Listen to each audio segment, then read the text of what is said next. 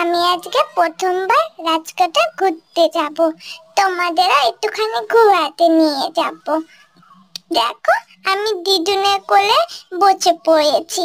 দিদুনের কোলে বসে বসে যাচ্ছি। তোমরা কিন্তু দেখবে। দেখো তো কত সুন্দর।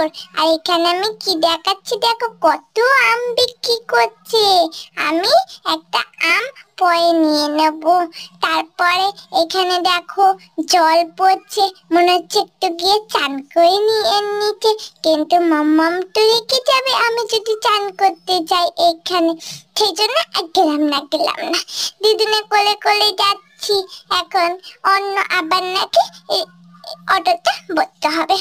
এই যে জামাগুলো দেখছো, আমি যখন বড় হয়ে যাব তখন আমি এখানে আসবো, জামা প্যান্ট কিনবো, পরবো, অনেক কিছু করবো। এর